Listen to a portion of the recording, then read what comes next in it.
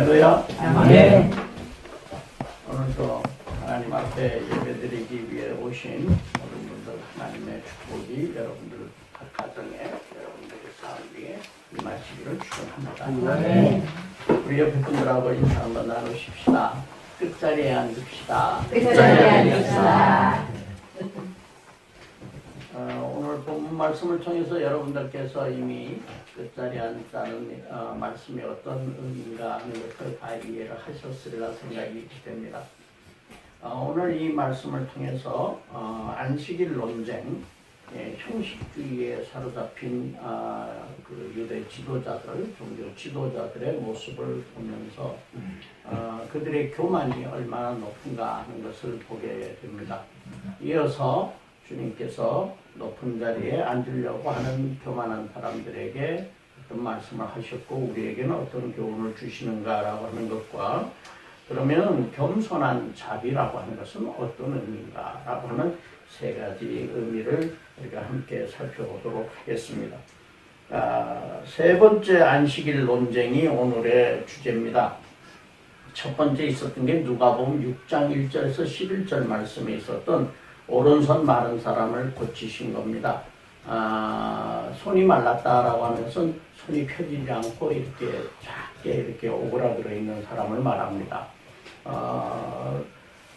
실제로 요즘도 그런 사람들이 좀 있더라고요. 근데 주님이 안식일에 그 손을 펴주셨습니다. 누가복음 13장 10절 말씀부터는 18년간 귀신이 들려 펴지 못한 여인을 고치신 겁니다. 오늘 말씀인 이 세 번째 말씀은 이 말씀이 이제 그 수종병, 고창병이라고도 그러는 이 수종병 걸린 자를 고치십니다. 이 수종병이 들었다, 고창병이 들었다라고 하는 것은 몸이 붓고 몸에 물이 차고 하는 그러한 병이었습니다. 그런데 이 세 번째 논쟁이 있을 이때에 이 유대 지도자들이 예수님을 이제 잡아넣기 위해서 일부러 환자를 그 자리에 데리고 갔다. 보통 그 환자들이나 이런 사람들은 초대받을 수 없는 사람들이거든요. 그래서 일부러 데려다 놓고 고치나 안 고치나 보자라고 해서 의도적인 그 시도였다라고 얘기를 할 수 있습니다. 예수님께서 이 모습을 보시고 이미 아시고 간파하시고 물으셨습니다. 안식일에 병들을 고치는 것이 옳으냐? 아니면 고치지 않는 것이 옳은 것이냐? 라고 이제 물어보십니다. 먼저 질문을 하십니다. 근데 이 유대 지도자들이 가지고 있던 생각은 안식일에는 오직 하나님 앞에서 경건하게 지내야 된다는 규례를 그들이 스스로 만들었습니다. 율법에는 이런 말씀이 없습니다. 그런데 자기들끼리 규례를 만들어 가지고 이렇게 합니다. 어떻게 경건하게 지내는 것인가? 라고 하는 겁니다. 안식일에 병 고치는 그러한 것을 금하는 법은 율법에는 없는데 출애굽기 20장 8절에서 11절 말씀을 보면요. 우리 한번 같이 읽겠습니다. 시작. 안식일을 기억하여 거룩하게 지켜라. 엿새 동안은 힘써 내 모든 일을 행할 것이나 일곱째는 내 하나님 여호와의 안식일이죠. 너나 내 아들이나 내 딸이나 내 남종이나 내 여종이나 내 가축이나 내 문안에 머무는 개이라도 아무 일도 하지 말라. 이는 엿새 동안에 나 여호와가 하늘과 땅과 바다와 그 가운데 모든 것을 만들고 일곱째 날에 쉬었습니다. 그러므로 나 여호와가 안식일을 복되게 하여 그날을 거룩하게 하였느니라. 안식일을 잘 지키라고 하는 이 말씀, 이 율법입니다. 근데 여기에서 중요한 것은 밑줄을 그어놨습니다만 아무 일도 하지 말라 하는 그런 말씀이에요. 그 다음 또 한 가지는 복되게 하여라 하는 말씀과 그날을 거룩하게 지켜라, 거룩하게 하였다 그런 말씀입니다. 그럼 아무 일도 하지 말라라고 하는 것은 무엇인가? 우리가 뭐 밥도 안 먹고 아무것도 뭐 안 하는 것이 옳은 것인가? 라고 하는 겁니다. 옛날에 우리 한국 기독교 초창기에는 이 안식일에 아무것도 못하게 했어요. 그래가지고 어떤 그 목사님이 눈이 엄청 와가지고 그 고신축 목사님이 아주 너희는 엄격하게 그 율법적인 그런 거를 지켰는데 그래서 스키를 타고 뭐 차를 타고 뭐 차도 다닐 수 없고 그러니까 스키를 타고 교회를 가셔가지고 예배를 드렸습니다. 그래서 그 목사님은 스키 타고 왔다고 쫓겨났습니다. 이런 일이 있었거든요. 그러니까 뭐 아무것도 하지 말라라고 하는 것이 지나치게 이제 너무 강조가 됐던 겁니다. 이 말씀의 의미는 쉼을 가져라 하는 겁니다. 쉼을 가져라. 그리고 많은 사람들도 같이 쉼을 갖도록 해라 라고 하는 것이죠. 며칠 전에 저희 그 제자 청년이 한 사람 찾아왔어요. 그래서 직장을 좀 바꾸겠대요. 왜 바꾸는가? 지금 직장은 아주 보수도 좋고 굉장히 좋다고 그럽니다. 그런데 바꾸겠다는 게 왜 그런가? 그랬더니 주일 성수를 할 수가 없어서 바꾸겠다라고 얘기를 하더라고요. 그래서 참 학생 때는 이 학교 다닐 때는 굉장히 좀 말썽도 피고 했던 친구인데 신학대학원도 가고 굉장히 열심으로 이렇게 그 하나님을 섬기는 모습을 봤습니다. 그래서 참 좋은 겁니다. 그런데 이게 생명이 죽어가도 그 생명 살리지 말라는 말씀은 아니죠. 생명은 살려야 됩니다. 그래야 우리가 먹어야지 살 거 아닙니까? 그래서 먹어야 되는 것이고 살리는 것입니다. 거룩함이란 건 뭔가? 거룩하게 지내라고 하셨는데 거룩함이란 건 뭔가? 하나님께 예배하고 우리가 찬양하고 죄사함을 받고 하는 이 거룩한 하루를 지내라라고 한 말씀이고 복된 일이라고 하는 것은 무엇인가? 아무것도 안 하고 앉아가지고 내가 율법을 지켰다라고 의의를 나타내는 게 복된 일이 아니라 사랑을 나누어주고 베풀어주라 하는 그런 말씀입니다. 그러니까 이 법이라고 하는 것은 항상 그 법을 만드는 의도가 있습니다. 제가 청탁금지법 그 시행령을 만들 때 참여해가지고 같이 그 법을 만들었는데 지방에 내려가서 강연을 가보면은 이 공무원들이 다 그래요. 법을 왜 이렇게 만들었느냐. 법의 의도를 모르고 지나치게 이거를 너무 엄격하다라고 이제 불평들을 하는 걸 많이 들어봅니다. 법이라는 걸 만들어질 때 의도라는 게 하나님의 의도가 무엇인가, 왜 이런 말씀을 하셨는가라고 하는 것을 생각해야 됩니다. 하나님은 우리에게 자유함을 주기 원하십니다. 우리를 구속하기 원하시는 게 아니라고 하는 겁니다. 또 기쁨과 평화를 주시기 원하는 거지 고통과 또 버려짐, 죽어도 모르는 이런 그런 상태를 원하는 것은 아니다라고 하는 겁니다. 자신들이 임의로 해석한 율법을 문자적으로 철두철미하게 지키고 준수해야 된다. 다른 사람들이 잘 지키지 못하게 만들어 놓고 그리고 나는 의를 이루었다라고 얘기하는 사람들이 과거 유대인들의 지도자였습니다. 이게 자신의 의를 드러내기 위해서 하는 하나의 방편입니다. 다시 얘기하면 자기의 의를 드러내기 위한 교만의 소치입니다. 이거는 교만한 겁니다. 그래서 다른 사람보다 내가 더 의롭다는 것을 나타내려고 하는 아주 고등 교만을 이렇게 보여준 것이다. 이렇게 볼 수가 있습니다. 마태복음 15장 3절 말씀에 너희는 어찌하여 전통으로 너희의 전통으로 하나님의 계명을 범하느냐라고 하는 겁니다. 그렇게 주님 말씀하셨습니다. 어찌하여 너희들이 만든 전통을 가지고 마치 그게 율법인 양 율법을 범한다라고 해서 다른 사람을 정죄하느냐라고 하는 그런 말씀이죠. 여기에서 하나님의 계명이라고 하는 것은 사랑하라는 겁니다. 병들을 고치는 건 사랑하는 겁니다. 그게 주일이 됐건 어느 날이 됐건 사랑하는 것이다. 그래서 이웃을 사랑하고 하나님을 사랑하는 것이 이 주일을 거룩하게 지내는 것이다 라고 하는 겁니다. 유대인들의 유정과 그리스도의 복음의 차이가 있습니다. 안식일의 정신은 선을 행하는 것이지 방치해 두어서 환자를 방치해 두어서 악을 행하는 것은 아니다라고 이야기할 수 있습니다. 어떤 젊은이들이 결혼을 해서 사는데 굉장히 어렵고 가난하게 사는 모양입니다. 근데 부인이 이게 뇌암이 뇌종양이 생겨가지고 눈이 다 침몰이 되고 굉장히 힘든 그런 상황 속에 놓여 있다고 그럽니다.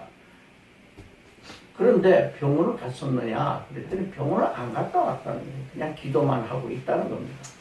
그래서 이건 아니다. 하나님이 병원을 만드셨고 의사를 만드셨고 하나님이 의원을 만드셨고 다 이랬으니까 병원을 가서 치료를 받아라.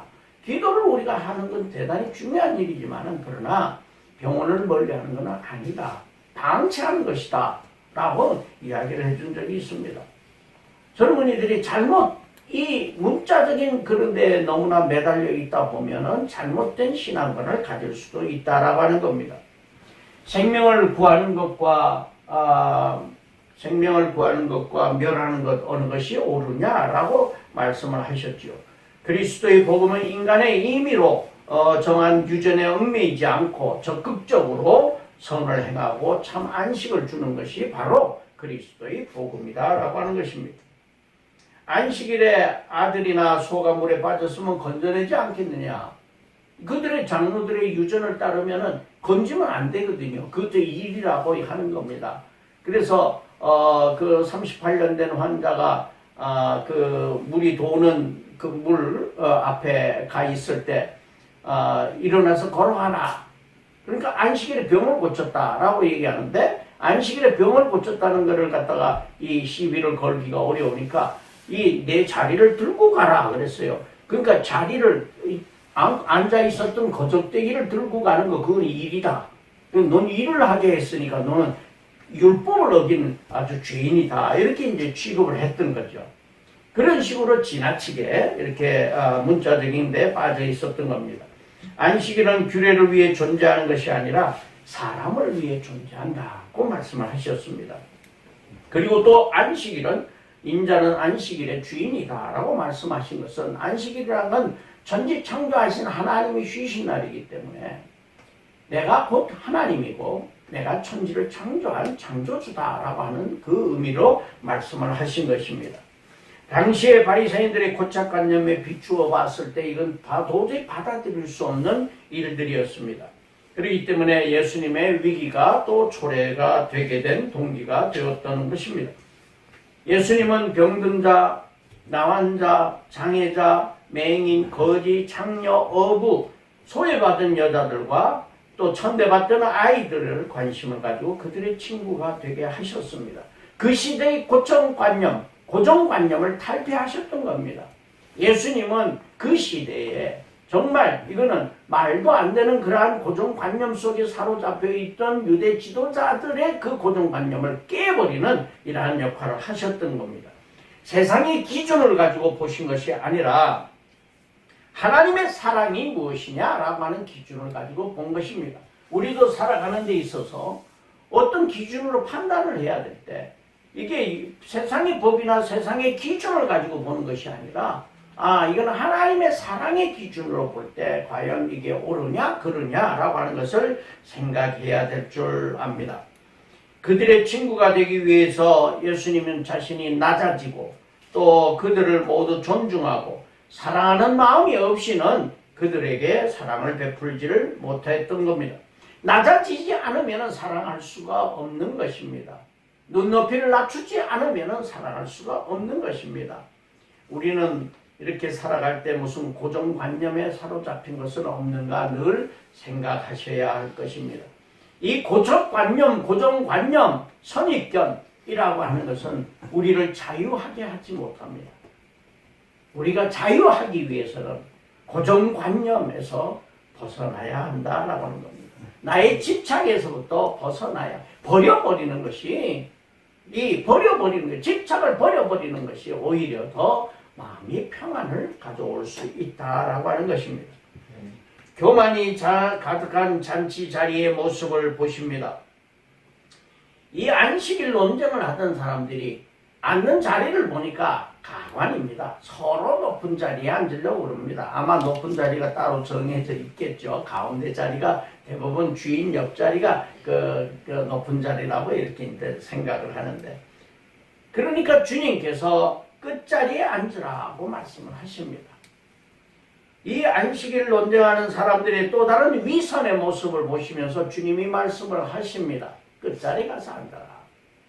너가 만일 그 자리에 앉아 있다가 너보다 더 높은 사람이 왔을 때 미안하지만 저쪽으로 자리를 좀 옮겨주세요 하고 그래서 마지못해 한 단계 밑으로 갔는데 또 더 높은 사람이 오면 또 한 단계 밑으로 가세요. 그래가지고 저 끝에 가서 앉게 되면 얼마나 창피할 것이냐. 아예 처음부터 끝에 자리에 앉아라. 그러면 그 주인이 와서 아유 왜 여기 앉으셨습니까? 이쪽으로 오십시오 라고 해서 모셔갈 수도 있지 않겠느냐. 그때 너가 얼굴이 드러날 것이다 라고 하는 그런 말씀을 하신 겁니다. 서로 높이 앉으려는 이 당시 종교 지도자들의 모습을 봅니다. 이 종교 지도자들은 아주 토가라고 하는 아주 좋은 옷을 입고 자색띠를 띠고 이러면서 이들이 자기의 위신을 드러냅니다. 자신의 학문과 명예 그리고 지위를 드러내고 자기는 경건한 사람이라는 모습을 드러내려고 하는 사람들이기 때문에 서로 자기의 모습을 더 높이 세우려고 하는 겁니다. 예수님께서 말씀하신 것은 물리적인 자리, 주인 옆자리에 앉는 그것 자체가 아니라 그 물리적 자리가 중요한 것이 아니라 영혼의 겸손함을 말씀하고 있는 것입니다. 영적인 교만을 그들의 영적 교만을 보시고 하나님 앞에서 너희들은 의로운 사람처럼 굴지만은 그러나 너희들은 교만한 사람이다 라고 하는 것을 말씀하신 것입니다. 이 교만한 사람들이라고 하는 것은 하나님 앞에서 자기 의를 드러내려고 하는 사람들입니다. 이 바리새인과 세리의 기도를 보면 바리새인들은 그럽니다. 통곡의 벽에 앞에 서가지고 하나님 저는 11조도 잘했고 하나님 저는 뭘 했고 남을 구제했고 뭐 했고 이렇게 기도합니다. 그러나 세리는 뭐라고 기도합니까? 가슴을 치면서 눈물을 흘리면서 하나님 저희 죄를 용서하여 달라고 이 죄인입니다. 나는 죄인입니다. 라고 죄인임을 고백합니다. 누가 겸손한 사람이고 누가 교만한 사람이냐? 누가 하나님 앞에서 겸손한 사람이냐라고 하는 것입니다. 하나님이 보시기에 누가 아름다운 사람이라고 생각을 하시겠느냐는 것입니다. 자신은 가장 판단이 옳고 다른 사람은 다 판단이 틀렸다라고 생각하는 사람, 다른 사람들이 모를 거라고 생각하면서 거짓말을 해대는 사람, 이런 사람들 다 교만한 사람들입니다. 요즘 젊은이들이 보면요, 이 부모님들을 무시하는 사람들이 많이 있습니다. 우리 학교에서도 보면은 학교 학생들 보면 이 부모님을 상당히 무시해요. 부모님보다 나는 대학을 다닌다. 그러니까 부모님보다 더 많이 안다. 뭐 좀 배웠다고. 그 알랑한 지식 몇 개 알았다고 그렇게 그 부모를 무시하고 부모가 잘 모르는 부분에 대해서 무시하고 업신여기고 하는 그러한 모습들을 많이 보게 됩니다. 우리 군교회에서도 병사들한테 제가 이거를 굉장히 강조합니다. 너희들 정말 어머니를 잘 공경해라. 부모님을 잘 공경해라. 부모님이 너희들보다 학식이 부족하고 뭔가가 더 부족하다고 할지라도 너희들보다 훨씬 더 높은 인격과 높은 마음과 사랑을 가지신 분들이다 하는 걸 강조하게 됩니다. 교만한 사람들은 이렇게 다른 사람들을 무시하는 행동들을 많이 하죠. 칼 마크스나 프로이드나 니체 같은 사람들, 이 사람들은 우리가 반겸손주의자다라고 얘기를 하는데, 이 사람들은 뭐라고 얘기하냐면 겸손이라는 건 미덕이 아니라 그 지배계층들이 피지배계층을 억누르기 위해서 겸손을 강조한다는 겁니다. 겸손하여라. 그리고 자기는 겸손 안 하면서 피지배계층에게 겸손하게 해서 자기를 복종하게 하는 것이 이 사람들의 의도다라고 이야기하고 있습니다. 그래서 겸손하지 말고 투쟁해라, 싸워라, 이겨라 뭐 이런 주장들을 하는 것입니다. 과연 그런가? 사람들이 모두가 다 교만하고 투쟁하고 싸우게 된다면 이 세상은 어떻게 되겠는가라고 하는 겁니다. 그래도 구석구석에 겸손하게 엎드린 사람이 있기 때문에 이 사회는 그래도 돌아가고 있다라고 하는 것입니다. 갑질이라는 단어가 유독히 우리나라에만 있는 단어입니다. 이 단어를 영어로 보면은 보시하다 그럽니다. 보시라고 하는 거는 보스처럼 이 뒷골목 보스처럼 의시되고 하는 이걸 보시하다고 표현을 합니다. 그리고 abusing of power라고 하는 것은 권력을 남용한다라고 하는 뜻인데, 권력을 남용해서 뒷골목에 그 보스처럼 행동하는 거, 이게 이제 갑질이다 이렇게 이제 영어는 표현하는데, 우리는 갑질 그러면 의미가 상당히 좀 다르죠. 다른 느낌이 많이 오지 않습니까? 이게 바로 우리 문화의 소열 의식이라고 하는 겁니다. 한국 사람들은 강한 서열의식이 있어요. 사람을 만날 때 상대방의 신분을 파악하기를 원합니다. 나이를 파악하고 학벌을 파악하고 그리고 선배냐 후배냐 이런 걸 따져가지고 이 계보를 이렇게 서열을 매기는 겁니다. 내가 높다 너가 낮다 뭐 이런 거를 매기는 거죠. 종씨들을 만나면 학렬부터 따지죠. 그렇죠? 뭐 친하기 때문에 학렬 따지는 건 좋습니다. 저도 가끔 따져봅니다만은. 근데 이렇게 좀 가깝게 느끼게 하기 위해서 따지는 것이 아니라 내가 너보다 할아버지 뻘 된다 라고 그러면 그때부터 목에 힘이 들어가기 시작하는 이런 모습들을 많이 봅니다. 이런 어떤 의식이 우리한테 있다라고 하는 겁니다. 우리 사회는 다 상당히 수직적인 사회입니다. 그래서 이 아버지의 권위의식, 소위 그 가부장적 권위의식이라고 하는 것이 이게 너무 강하기 때문에 이제 수평적 사회로 변화되지 않고는 우리 사회가 발전하기가 어렵다라고 하는 겁니다. 제가 사관생도 때 미 8군 참모장 슈나이더 장군이라는 사람이 이제 점심 초대를 해서 한번 갔어요. 가서 이제 앉아서 얘기를 하고 있는데, 이제 식사를 하기 전에 같이 얘기하고 있는데, 딸이 들어왔어요. 보니까 한 고등학생쯤 된 것 같아요. 딸이 문을 열고 척 들어오는데, 저하고 바로 이제 문 가까이에서 슈나이더 장군하고 앉아서 얘기를 하고 있었어요. 근데 슈나이더 장군이 벌떡 일어나더라고요. 딸이 들어오니까요. 그래서 저도 모르게 저도 벌떡 일어났죠. 그럼 왜 일어났는가? 이렇게 이제 나중에 보니까 미국 사회는 여성이 들어오면은 남성은 앉아있다가 일어나는 겁니다. 그게 예의예요. 그래서 여성이 들어와서 앉으면 같이 앉는 겁니다. 이거는 계급하고는 다르잖아요. 그렇죠? 그러니까 이 문화적인 차이가 얼마나 이 사회를 이렇게 자유롭고 융통성 있게 만드느냐 하는 겁니다. 우리는 굉장히 그건 있을 수가 없는 얘기입니다. 그 딸이 들어오면서 그냥 이렇게 숙이고 오히려 아빠 앞에서 이렇게 가는 게 한국의 문화라는 거예요. 그러다 보니까 우리는 굉장히 경직적이고 이렇게 서열적인 그런 사회가 되다 보니까 이제 앞으로 우리 사회가 세계 속에서 이런 국제적인 선진국으로 가기 위해서는 그런 서열 문화가 이제 깨어져야 된다라고 하는 것입니다. 이런 강한 서열 의식 때문에 우리가 가지고 있는 교만한 마음들, 이런 마음들도 대단히 많다라고 하는 겁니다.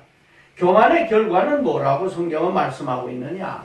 오늘 잠언서에 읽은 것처럼 패망의 성공이다. 아주 그냥 죽으려고 애를 쓰는구나 라고 하는 표현이죠. 그러니까 망하려고 애를 쓰는구나 라고 하는 겁니다. 거만한 마음은 넘어짐의 앞잡이다. 내 인생이 넘어질 것이다 라고 말씀하고 있는 것입니다.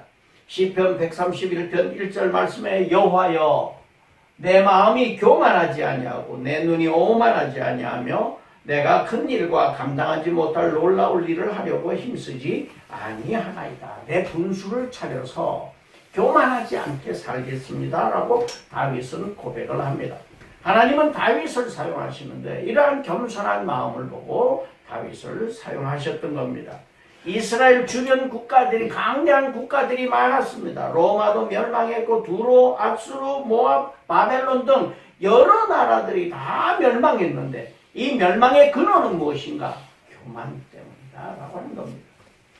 요즘에 베네수엘라나 그리스나 여러 나라들 정말 선진국으로 올라갔다가 떨어진 나라들 아르헨티나나 이런 나라들 모두가 다 이런 교만의 원인 때문에 망해가고 있다는 겁니다. 우리나라나 정치인들이나 우리나라도 정치인들이나 지도자들이 교만하면 패망의 원인이 된다는 사실을 지도자들은 깨달아야 합니다. TV에서 요즘 나오는 지도자들을 보면은 교만 방자하기가 이럴 데가 없습니다. 국민을 무시하고 있습니다. 그렇기 때문에 이들은 겸손해져야만 나라의 지도자다라고 하는 것입니다. 섬김받는 사람도 또 겸손해야 합니다. 섬김을 받을 때는 내가 대단해서 나를 섬기나 보다 라고 생각할 것이 아니라 그때 더 겸손해질 수 있는 마음이 있어야 된다라고 하는 겁니다. 다른 사람들이 나를 섬겨주는 사람들이 많이 있을 수 있습니다. 그럴 때일수록 더 겸손해져야 된다라고 하는 사실입니다. 영국이 만들었던 타이타닉호 여러분들 영화 다 보셨나요? 타이타닉 영화 보셨어요? 네. 그 타이타닉 영화를 보면은 아주 재미가 있죠. 근데 이 배가 영국이 대영 제국이 만든 겁니다. 해가 지지 않는 나라였죠. 그 나라에서 1912년에 제작한 배입니다. 이게 46,000톤급 배인데 46,000톤이면 대단히 큰 배입니다. 아마 우리 제가 있던 마산항에 한국까지 접안할 수 있는 게 2만 톤까지 가능했다라고 합니다. 그러니까 46,000톤이면 한국에 들어오질 못하는 거예요. 저 밖에 이제 서 있어야 되는 그러한 배죠. 굉장히 크죠. 길이가 259m, 높이가 20m, 폭이 28m 되는 큰 배였습니다. 그러면서 이들은 뭐라고 얘기했냐? 절대 침몰할 수 없는 배다. 이렇게 얘기했어요. 그런데 2208명 중에서 1513명이 죽음을 맞았습니다. 죽은 사고가 났던 겁니다. 이들은 오직 속도, 어떻게 하면 영국으로부터 미국까지 빨리 달릴 수 있느냐? 가장 빠른 속도를 내라. 이 배의 주인은 계속해서 기관장들을 독려한 겁니다. 더 빨리 가라고 했습니다. 앞에 무엇이 있는지 모르면서도 그렇게 교만한 마음에 이 배는 영원히 침몰하지 않는 배라고 생각하고 갔는데 얼음에 부딪혀서 그 배는 빠지고 말았던 것입니다. 교만이 침몰의 원인이 되었던 것입니다. 그 다음에 겸손한 자비심이라고 하는 것은 무엇인가? 겸손을 통한 자비심이라고 무엇인가? 중세 한 수도원에 저녁 때 이제 늦은 밤에 어떤 노인이 찾아왔습니다. 그러면서 저 여기서 좀 이 수도를 하고 싶습니다. 그랬더니 이 수도사가 한 사람이 젊은 수도사가 뭐라고 했냐면 그래요? 좋아요. 그러면 들어와서 일 좀 하세요. 그러면서 일을 시키기 시작했어요. 밤늦게까지 일을 시킵니다. 저기 물 주세요. 저기 땅을 파세요. 저기를 어떻게 하세요. 밤늦게까지 일을 했어요. 그 다음날도 아침 새벽에 일어났더니 새벽에 또 일을 시킵니다. 저기 가서 뭐 하세요. 그러면서 아주 교만한 자세로 일을 대했습니다. 그래서 3일이 지난 다음에 이제 이 교단 본부에서 관리자가 내려왔어요.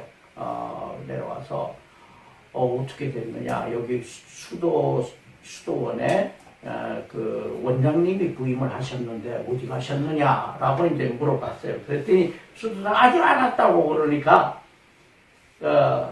이 관리가 3일 전에 분명히 가셨다, 저녁에 가셨다. 근데 왜 아직도 안 오셨느냐, 큰일 났구나, 찾아야겠다. 그런데 어디서 일을 하고 막 땀을 흘리고 있는 분이 계셔요. 보니까 그 원장님이에요. 그리고 이 관리자가 가가지고 아이고 원장님 이게 웬일이십니까? 그랬더니 그 교만방자했던 젊은 수도사가 와서 무릎을 꿇고 그 원장 수도사님에게 정말 죄송했습니다. 잘못했습니다. 근데 벌을 내릴 줄 알았는데 이 원장 수도사는 모든 사람을 다 포용하고 겸손하게 내가 이 일을 해야지 누가 하겠나 그러면서 그들을 포용했다는 그 이야기가 있습니다. 그래서 그 수도원이 굉장히 발전하게 됐다라고 하는 얘기입니다. 예수님께서 이런 말씀하셨습니다. 갚을 수 있는 사람에게만 관심 갖는 것은 교만의 소치다. 이 사람을 초대하는 것이, 이 갚을 수 있는 사람을 초대하는 것이 교만한 사람 마음에는 더 자기를 자랑을 늘어놓기 위한 것입니다. 그렇기 때문에 그런 것입니다. 한국의 교회에서 우리가 작은 교회이기 때문에 사실 말하기가 대단히 어렵습니다만 많은 사람들이 큰 교회에 이렇게 가기를 더 원합니다. 그래서 빈익빈 부익부 현상이 더 커져가고 있죠. 교회의 부익부 빈익빈 현상입니다. 그래서 큰 교회들은 자꾸만 늘어납니다. 커갑니다. 그래서 뭐 5,000명이 됐다 7,000명이 됐다 계속 커가는 것이 뭐냐, 사람들이 생각할 때 나는 이러이러한 큰 교회에 다니고 있습니다 라고 하는 것을 내세우기, 자기의 그걸 나타내기 위한 것입니다. 이게 이제 교만의 소치다 라고 하는 것입니다. 그러나 소외된 자에게 베푸는 사람들, 베푸는 자비는 겸손하게 사랑으로 섬기는 것일 수밖에 없다라고 하는 것입니다. 잠언 14장 말씀에 가난한 사람을 학대하는 자는 그를 지으신 이를 멸시하는 것이요 궁핍한 자를 불쌍히 여기는 자는 주를 공경하는 자니라 고 말씀하고 있습니다. 자비를 베풀 때는 대가를 바라지 말아야 할 것입니다. 우리가 하면 오른손으로 하는 일을 왼손이 모르도록 이렇게 우리가 자비를 베풀어 가야 될 것입니다. 겸손은 내가 낮아지기보다도 남을 높이 평가하는 것입니다. 남을 높이 생각하고 존중하는 것이 겸손한 것이다. 자기를 낮춘다 그러면 상당히 조금 어려울 수가 있어요. 자기를 낮춘다. 내가 어떻게 낮아져야 될 것인가 판단하기 어려울 수가 있습니다. 그러나 나보다 다른 사람을 내가 더 존중하는 그런 마음을 갖는 것, 그것이 바로 겸손이다라고 하는 겁니다. 나를 낮추려고 했을 것이 아니라 남을 높이려고 애를 쓰면은 나는 겸손해진다라고 하는 겁니다. 황새와 이솝우에 이런 얘기가 있습니다. 여우의 초대 파티입니다. 여우가 황새를 초대했습니다. 그래가지고 접시에다가 먹을 거를 이렇게 스프를 끓여가지고 접시에다가 넣어가지고 초대해놓고 먹어라. 그러고는 이제 여우가 초대를 했어요. 황새가 화가 났습니다. 먹을 수가 없습니다. 접시에 스프를 끓여놨으니 그걸 어떻게 들고 이렇게 마실 수도 없고, 그러니까 화가 나서 전혀 못 먹었어요. 그래서 이 황새가 여우를 또 초대합니다. 며칠 뒤에 초대해서 우리 집에 와서 식사 한번 하자고. 그래서 왔습니다. 왔는데 스프를 어디다가 넣느냐, 호로 병에다 집어넣어가지고 그래서 좀 먹으라고 줬습니다. 그러니까 여우는 이걸 먹을 수가 없어요. 주둥이가 들어가지가 않습니다. 근데 황새는 맛있게 긴 주둥이를 집어넣고 먹었다. 사랑이 없는 초대죠. 우리 인간관계에서도 사랑이 없는 이런 초대가 많이 있습니다. 오십시오. 존중하는 것 같고 존경하는 것 같고 이런 대접하는 것 같지만은 이게 접시에다 또 놓고 초대한 여우처럼 또 호로병에다 집어넣고 초대한 황새처럼 이런 현상들을 많이 우리 보게 됩니다. 에릭 프롬이라고 하는 심리학자는 이런 얘기합니다. 사랑의 기술, Art of Loving이라고 하는 책에서 사랑의 기술은, 사랑의 속성은 이렇다.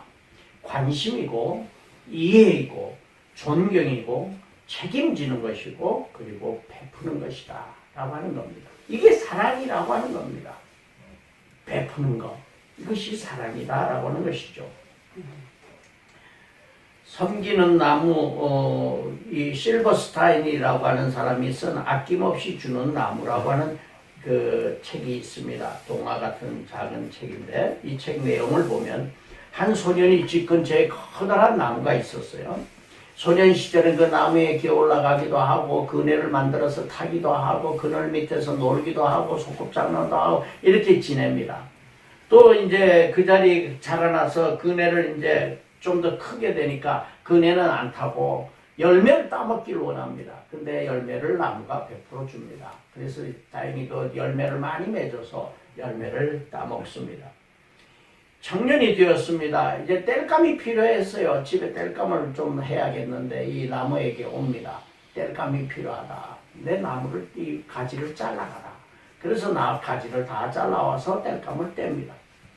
이제 돈을 벌기 위해서 먼 곳으로 나가야 되는데 이 섬에서 나가기 위해서는 배가 필요했어요. 그 배를 만들어야겠다. 그 나무한테 와서 얘기하니까 나무가 배를 만들어서 타고 나가세요. 그래서 몸통을 자릅니다. 자르고 배를 만들어서 타고 나가서 돈을 벌고 그러다가 노인이 됐습니다. 이제 고향에 가서 살아야겠다. 그러고 고향으로 돌아오게 됩니다.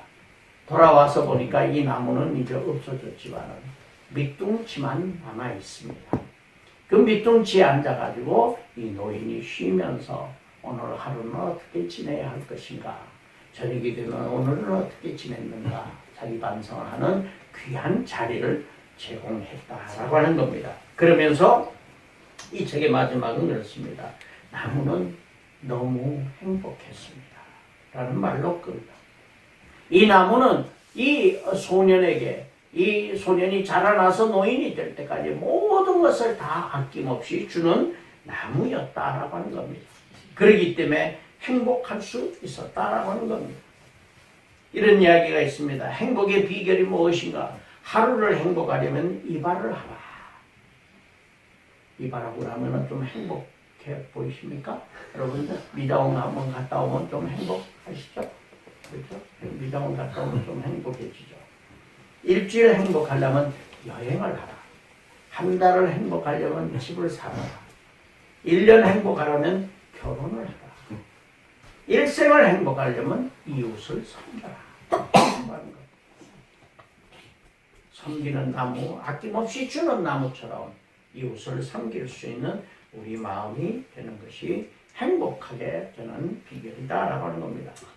예수님 시대에 헤롯이라는 왕이 있었는데 이 왕은 정권을 누리는 교만의 극치를 가지고 있었습니다. 그래서 교만하다 보니까 자기에게 도전해 오는 사람들은 다 죽여버립니다. 자기 장모도 죽입니다. 두 처남도 죽입니다. 10여 명의 부인 중에서 가장 가까운 부인도 죽여버립니다. 세 아들도 다 처형시켜버립니다. 왜? 자기 자리를 탐낸다라고 하는 그런 의심 때문에 이들을 다 죽여버립니다. 시위자들을 체포해서 주모자로 산채로 화형시켜버리기도 합니다. 그러면서 그가 죽던 날 또 많은 사람들을 죽여서 한꺼번에 묻어버리는 그러한 사람이었습니다.